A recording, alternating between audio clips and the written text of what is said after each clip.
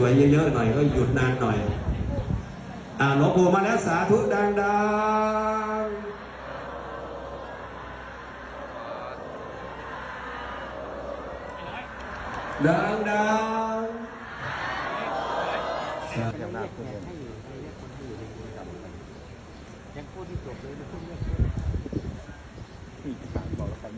โอ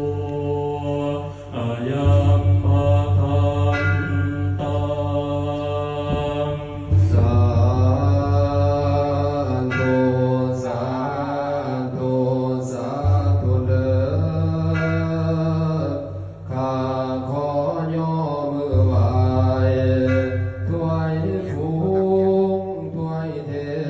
พผู้มีฤทธิ์วาสาเกกาเมทานผู้เนา กามาโยสวรรค์ทั้งหกสันยโลเปถวายเทพชาจรณะสัมปันโนสุขโตโล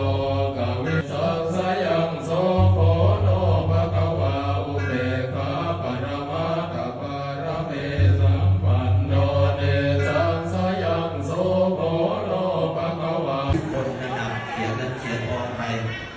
ว่าใจฐานแล้วใส่เลยนะคนกลับมาปุ๊บก็จะ ตรงนี้เหรียญ ได้ เก่าก ราบ แล้ว ลาหลวงปู่นะครับให้หลวงปู่ท่านได้พักเยอะๆเมื่อวานก็ไปกิจนิมนต์นะเมื่อวานก็ไปกิจนิมนต์นะเอาใส่เลยถึงยาวพวกเรานั่งก่อนเด้อนะครับก่อนได้ขนมถุงนี้ครับ อายุที่ยืนยาวเท่ากันกับพระอานนท์สาวกขององค์สมมาสัมพุทธเจ้านะ120 ปีขอให้ลูกหลานที่มาวันนี้มีหนี้ขอให้หมดหนี้ทุกคนนะปู่เด้อสาธุเอากล้วยปู่ท่าน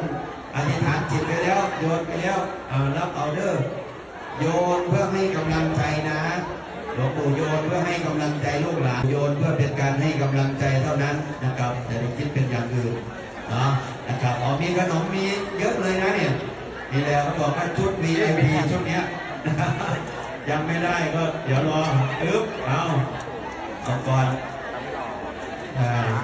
ใครได้กล้วยก็ขอให้ได้เงินแบบกล้วยเด้อ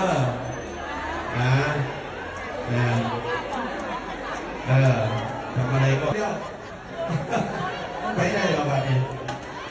เอาเนี่ยโอ้โหเอาไปหลวงปู่ท่านก็เมตตาให้กำลังใจลูกศิษย์ลูกหา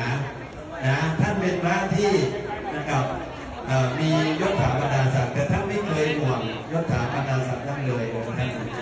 เหมือนเดิมตลอด10 ปี20 ปีท่านก็ยังเหมือนเดิมตลอด